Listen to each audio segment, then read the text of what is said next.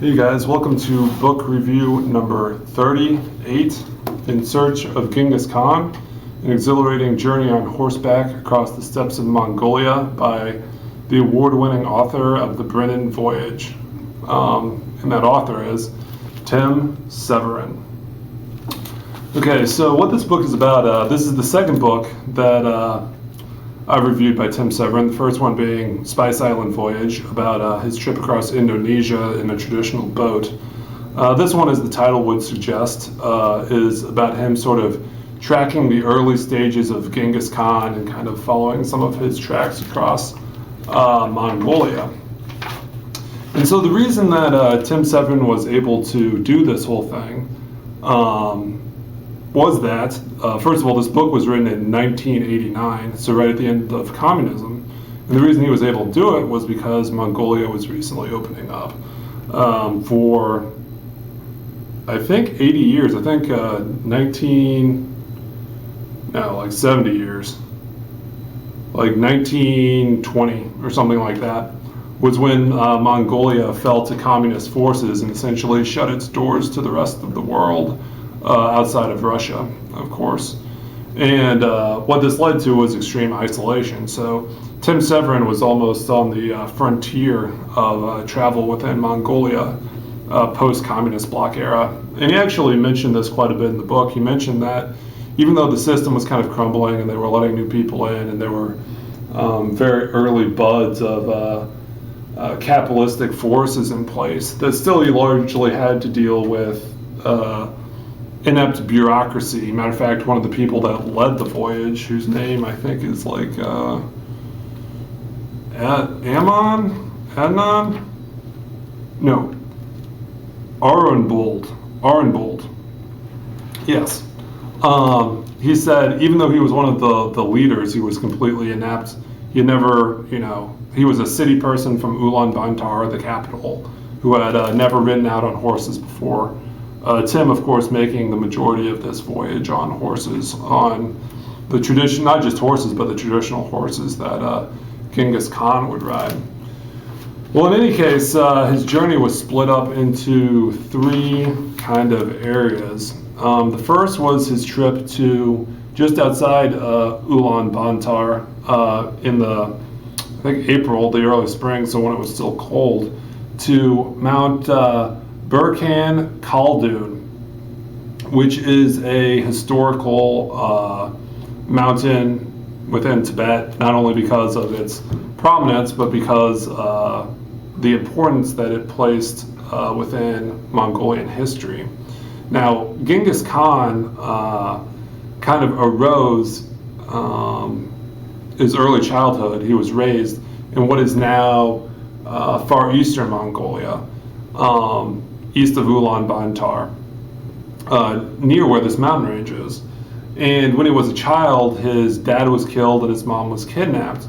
And the warring tribe, Mongolia was split into warring tribes at this point, not a unified nation, tried to find him, but he actually went and hid out in this mountain range, which is, unlike the rest of Mongolia, heavily forested.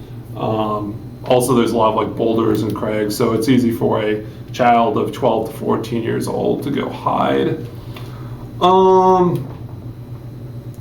So he went there, and Genghis Khan, after he escaped and became powerful and united all the tribes of Mongolia and became, the power that he was, promised that he would always keep this site sacred and that he wanted to be buried in this site when he eventually died.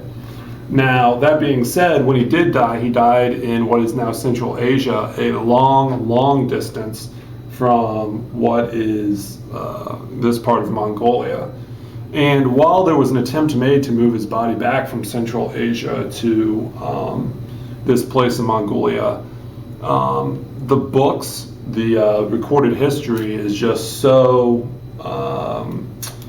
sparse and so jumbled and so just not there that we really don't know if he made it back or not. There's 2 or 3 places that are presumed to be the potential areas of burial of Genghis Khan, but no one really knows for sure. Some people say that they have his relics in China, whatever.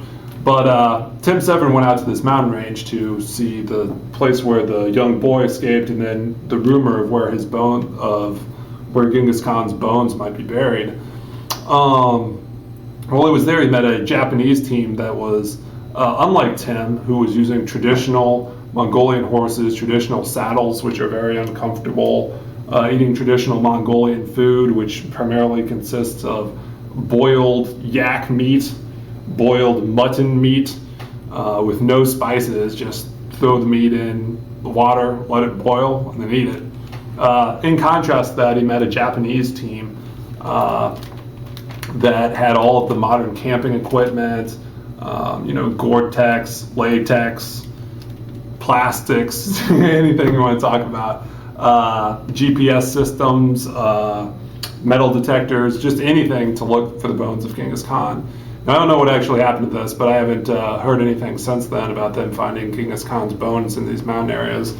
So I assume that their quest was futile, this being the Japanese team that was looking for Genghis Khan's bones, but I guess it's worth a shot. If you find Genghis Khan's bones, you'll live in, you'll be one of the most famous archaeologists in the history of the world.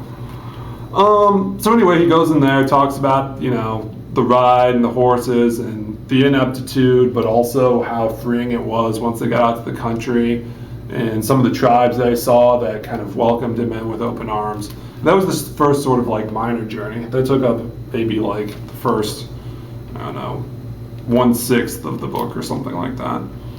And then his main journey is the journey that was presumed that Genghis Khan would have taken once he was a young adult and had escaped these tribes and started to accumulate power to make his big sweep over all of Mongolia, and what actually later became one of the main trade routes that the Mongolians would use in their Pony Express type horse travel to control the largest contiguous, Britain was biggest, but the largest contiguous empire that the world has ever known. So he goes from Ulaanbaatar out to Karakorum, which is the sort of historical capital. Ulaanbaatar is the current capital, but Karakorum was the Mongolian capital, if you will. And now there's only a very small town that's there, unlike Ulaanbaatar, which has 1 million people and is really the only city of any size in Mongolia. But Karakorum has a small town, but what it does have is it has relics of the first Mongolian capital. Now, unlike, say Beijing or Nanjing it's all built up, really all that's left here are some basic walls that were the 3-foot high walls of the inner sanctuary of the castle, and then a bunch of artifacts like broken bowls, broken plates, just any sort of wares of day-to-day life that would have been part of the empire. This primarily being because even in the large capital, they used a combination of animal skins and wood and stone, unlike in, say, China, where they would just use stone to build the big palace, the big fortress. So while there's less of a physical structure there, there's certainly still something, I guess you'd say. And then he goes on to places like Dangzang and Golat along, I forget what the name of this valley is, but it's in the Hangwei Mountains. So basically eastern Mongolia, outside of this one mountain range I described previously, is flat. But western Mongolia, as you get closer to Central Asia, starts to become more mountainous, more hilly, more rugged. And he mentioned that they kind of had to stay in this valley, which provided plenty of ample space for the horses and was a wide valley, but that they were in definitely a valley. You could see mountains on either end, and it was he mentioned it was very picturesque, that even though the amenities they had were very minimal, there were, waterfalls and just kind of the traditional way of life that even I'm sure if you went to Mongolia today would be changed because of the influx of the rest of the world, whereas at this time in 1949, very isolated for a long time, and then communism didn't do much to really interfere outside of some really blocky concrete structures, but not like the fabric of day-to-day life. It was more traditional living. And he mentions like mare's milk, and I already mentioned like the boiled meats, and people were living in gurs, which are commonly known as yurts in the West, which are fabric, sort of like round tent structures, but more squat. Let's see, what else did he mention? He mentioned a number of the Mongolian guides were very adept at writing. Let's see if I can find like one of the main Mongolian writers. But this Arenbold was very inept, and he actually had to kind of isolate him from the rest of the group as he rode, because I think this Gerald was the one that was really, really good.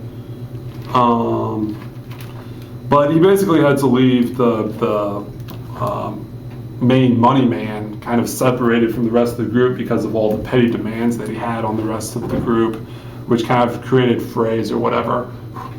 I should also say that when Tim set out on this journey, he was going to track all the way across to the Mongolian border with Russia in the far, far west, in the eventual hope that they would do another even longer ride where, unimaginable as the scene, they would ride horses essentially the length of the Mongolian Empire, maybe even a little bit longer, all the way from Ulaanbaatar to Central Europe. But of course, because of the ineptitude, that didn't happen. He also mentioned that he did this as part of the UNESCO thing. That's just a little side note. But that's kind of the insider key that got this Westerner to do this opening up on the after the fall of communism very, very early on. But he says that they only made it maybe 1/7 or 1/8 of the way to the Mongolian border before it became clear that there just wasn't the logistics in place to make this journey all the way to the border, let alone all the way across the continent. So he turns around, goes back to Karakorum, and even though that this is a small distance, the detail and just the amount of information he was able to bring in during this time period is really what the main part of the book is about. And you'd think that would be a little bit disappointing, but actually, his observations in this area, he was out for a ride for a while. He was able to talk to some local people, able to view sort of how communism worked in the country, and then how communism couldn't even affect the native lifestyle, the good people and the bad people that are found in these areas, just a whole array of things. I guess at this point, before I talk about the third journey, I'd like to talk a little bit about, Mongolia's place in the world. So, as I said, when Genghis Khan became head of his Mongolian tribe and reunited all the Mongolian tribes, it was the first time Mongolia had ever become powerful. But they didn't just stick at their local borders. They actually invaded across the Great Wall into the powerful country, probably most powerful country in the world at that point, because the West was in the Dark Ages, of Peking, or of China into what is now Beijing, Peking.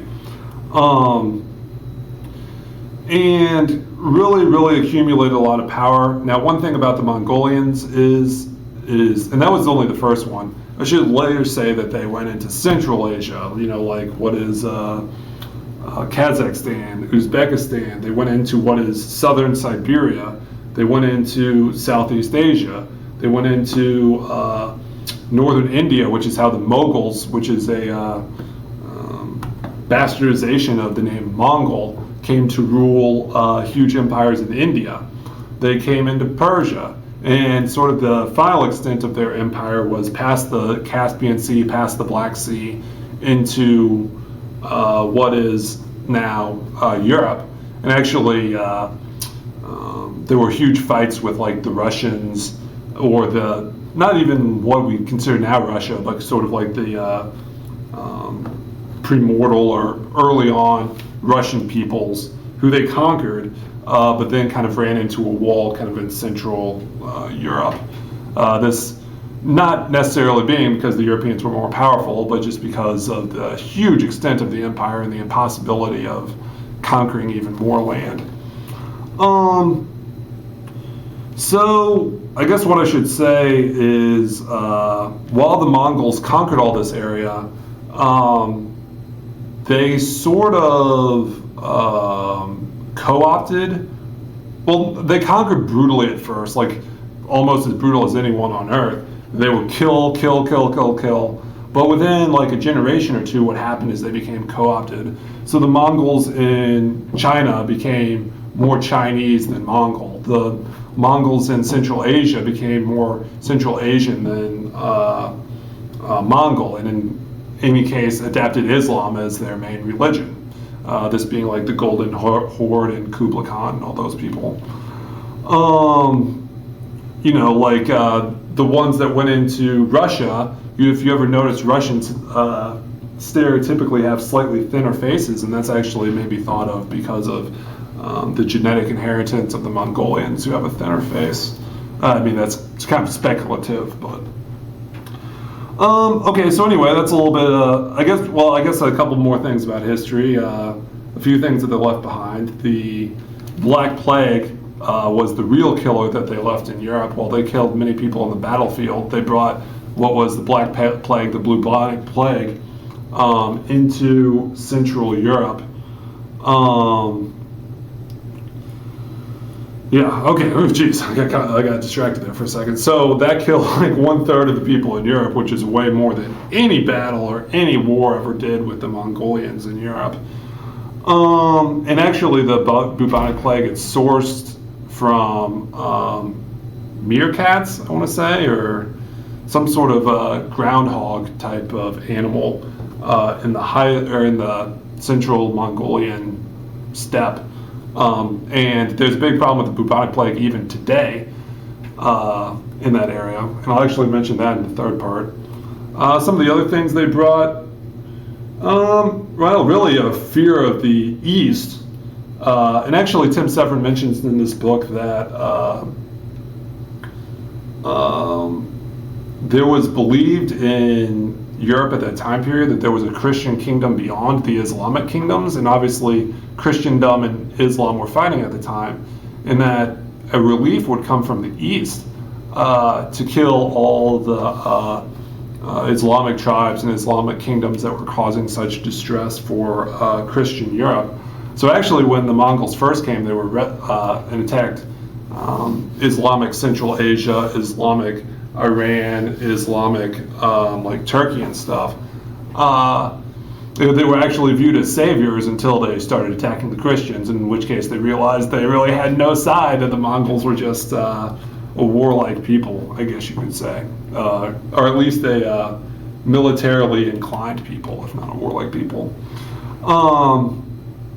Well, as for the third part, I guess the other thing I want to say is really wasn't so much the inventions of the Mongols, but what it was because of their huge expansive empire, they carried a lot of inventions from China that weren't actually thought up by the Mongolians, but were kind of saddled on the Mongolian horses to take into Europe. Things like gunpowder, stuff like that. So as for the third part, Tim decided he was going to take an airplane out to far western Mongolia. He's primarily being a more Islamic, as you would think, closer to Central Asia region in the Bayan Uli Amag, which is like in western, sort of more desertified, cold, rugged Mongolia. And it's actually out here that he sees a few cool things. One of them, I think, is he has hawk hunting, which has been lost in the rest of Mongolia over its decline since Genghis Khan, but has been kept up in far western Mongolia. So he actually goes out one day and hunts with hawks, which has to be one of the coolest things on the planet. And then the other thing that he sees is this is where he sees the bubonic plague case. And essentially what the people do is they're desperately poor already, poorer than the Mongolians, because their cows don't, Central Mongolia, while cold and brutal climate, at least has substantial grasslands in order to have large herds that people can keep for milk or meat or, just for living standards. But out west, it's more desertified, so there's more grass, or there's less grass, and so the animals are sicker, and people tend to just be very, very poor. And so what he saw was, in this bubonic plague case, they were in one of the few areas where there was a grassland in the area, but there was a dead marmot. That's the animal I was thinking of, is marmot, is the animal that hides underground and spreads the initial spreader of the bubonic plague. Just a side note on the bubonic plague, and I'll go back to it. Mongols were considered the first people to use biological warfare, because when they launched people that were infected with the bubonic plague into castle walls, people that had died of the bubonic plague into the castle walls to kill the inhabitants inside. So Saddam Hussein, I don't know who else has used biological weapons like anthrax, Stalin, whoever. You have Genghis Khan to thank, I think. But yeah, he sees this, where all these poor people have to move out of the one grassland area in the region with their cows, even though it's the one fertile region, because there's bubonic plague and people are so fearful that it's going to spread to their animals and spread to them, and they're all just going to die. So I think they find some other grassland that's even more pathetic, but these herders do. Let's see, and then how does he end his book? I think, I actually read this a while ago, so I can't really remember how he ends it, but, he ends it by going to a shaman. Not really know too much to say about that. It was cool. A shaman is like a local religious figure, someone that can call up an animist, someone that can call up the spirits of the spirits of hawks, spirits of cows, spirits of whatever. So anyway, this is I think I'll just you'd really have to read the book to understand why that's good, because of the contextual intimacy, that he has with the shaman and the experience. The shaman's very old, and he meets the family and all that kind of stuff. Let me flip through this one more time to see if there's anything else I want to say. Mount of Shaman Spirits. They obviously just culturally do stuff like sports. Wrestling and archery and horseback riding are the three big sports. And actually, they don't allow women to wrestle, not because it would hurt the women, but because I think 10 or 15 years ago, 10 or 15 years ago from when this book was written, there was a woman that hid the fact that she was a woman and competed in the men's events and actually beat all the men. And there was a huge scandal when she beat the men in the wrestling sports. So now the men actually have to flash their dongs in order to be part of the event. Let's see. Yeah, I think that's it. I don't know. I really like Tim Severin because he mixes. He's not just historical. He's not just ephemeral, like observational, like in the moment, but really does a good job of mixing the two, of having a mission when he goes out, not just kind of saying, well, I'm going to go see these places and that's it. Like going on a ride that Genghis Khan would go on, using the horses that Genghis Khan would use, using the methods that Genghis Khan would use. He does that in Spice Island Voyage too, of really experiencing what someone of a certain particular time period would have experienced, which I feel it leads more to more intimacy with the subject matter than just going, hey, there's that, hey, there's that, hey, there's that, hey, there's that. And then also giving a broad, in-depth, but not too wonky or in-depth history of why he's doing what he's doing and just the general context of the area he's visiting. Yeah, so this one's really good. I'd recommend both this and Spice Island Voyage, which is the other one about Indonesia. If you have interest in Mongolia, this is the book for you. All right, thanks you guys. I'll see you later. Bye.